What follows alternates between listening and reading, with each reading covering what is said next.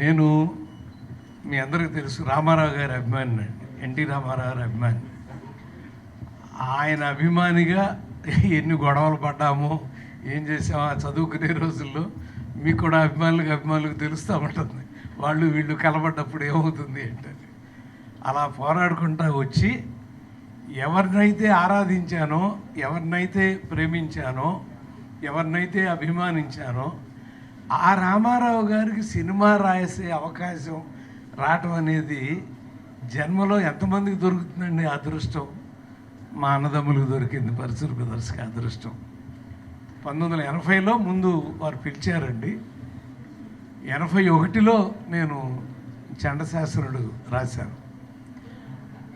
ఇది ఎందుకు చెప్తున్నానంటే అనురాగ దేవత రాయటానికి మేము నూతన్ ప్రసాద్ గారి ఇంట్లో ఉండేవాళ్ళం అండి. అప్పుడు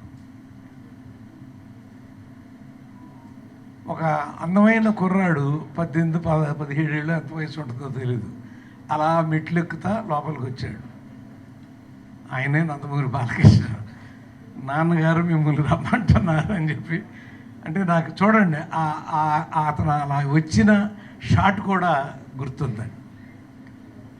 అలాంటి ఒక అద్భుతమైనటువంటి బాలకృష్ణ అంటే ఒక్కొక్క హీరోకి ఒక బాడీ లాంగ్వేజ్ ఉంటుందండి. ఆ బాడీ లాంగ్వేజ్కి వాళ్ళు కాకుండా ఇంకొక హీరోకి మీరు ఎందుకు రాయలేదండి అని అడుగుతారు కొంతమంది. వాళ్ళ బాడీ లాంగ్వేజ్ కాదండి అని చెప్తాం మేము. ఎందుకంటే చూడండి, నేను గట్టిగా తొడగొడితే ఆ సౌండ్కి చస్తావురా అంటే భయంకరంగా లేచి డ్యాన్సులు ఆడుతున్నారు వాళ్ళు. కొట్టు చూద్దామని ఎవడు అల్లా మరి అంటే నమ్మారనమాట. ఇతను కొడితే అదే జరుగుతుంది అని నమ్మాలి. ఆ వ్యక్తిని చూస్తే నమ్మారు. అలాగే ప్లేస్ నువ్వు చెప్పినా సరే, నన్ను చెప్పమన్నా సరే, టైం నువ్వు చెప్పినా సరే, నన్ను చెప్పమన్నా సరే, ఎప్పుడైనా సరే, ఎక్కడైనా సరే కత్తులతో కాదురా కంటి చూపుతో చంపేస్తా. ఆయన చెప్పాలి, ఆయన గొంతుతో వినాలి మీరు. అది అసలు నన్ను ఏమనేవాడంటే ఒకసారి, గోపాలకృష్ణ గారు మీరు నాన్నగారులాగా చదువుతున్నారు, అలా చదవబాకండి అనేవాడు. నరాల్లో అన్నగారి డిక్షను ఇరుక్కుపోయి ఉంటుందండి. ఏ డైలాగ్ వచ్చినా గబిక్కి అలా వచ్చేస్తుంది. ఇది మామూలుగా చదవండి అని తన డిక్షన్లోకి దాన్ని కన్వర్ట్ చేసుకుని ఎంత అందంగా చెప్పాడో. సమరసింహారెడ్డి కానివ్వండి, నరసింహనాయుడు కానివ్వండి, లక్ష్మీ నరసింహ ఒకటా ఎన్ని చిన్న మొదలైన కాడి నుంచి బహుశా ఆయనకి 32 సినిమాలో ఎన్నో రాస్తే 26, 27 మా కోదండరామరెడ్డి గారు అనసూయ గారు అల్లుడు ఎంత పెద్ద హిట్ మీ అందరికీ తెలుసు. రాసిన ప్రతి సినిమా సక్సెస్ ఏనండి. అంటే అలా ఆ కథని మొయ్యగలిగిన బలం ఆ హీరోకు ఉంటేనే మనం రాసిన డైలాగు, మనం రాసిన కథాకథనాలు పండుతాయి అనేది నిరూపించిన వాడు మా బాలయ్య. 50 ఏళ్ళు పూర్తి చేసేసుకున్నాడంటే గవికి నేను 50 చూడగానే 50 ఏళ్ళ వయసు వచ్చిందన్నంత అనుమానం వచ్చిందండి గవికి.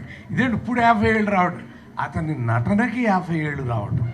చూడండి, నువ్వు నటుడిగా పుట్టిన రోజున ఏ గ్రేస్లో ఉన్నావో 50 ఏళ్ల తర్వాత కూడా అదే గ్రేస్లో ఉండగలిగే అదృష్టం ప్రపంచంలో చాలా తక్కువ మంది నటులకు ఉంటుందండి.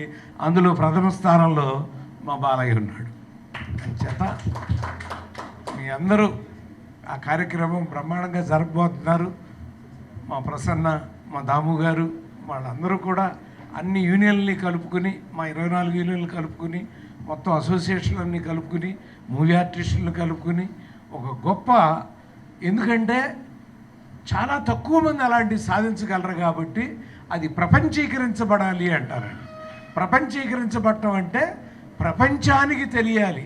మనం నలుగురు ఇక్కడ మాట్లాడుకోవటం కాదు, అది ప్రపంచానికి తెలియాలంటే అంత గొప్ప స్థానంలో ఉండాలి అని నిర్ణయం తీసుకున్నందుకు మీ కార్యవర్గాల్ని, అందులో నన్ను సభ్యునిగా పెట్టి ఇక్కడ కూర్చోబెట్టినందుకు ధన్యవాదాలు తెలియజేస్తూ తీసుకుంటాను. నమస్కారం. Thank you so much sir. డైలాగ్స్ని కూడా గుర్తు చేసినందుకు special thanks to you sir.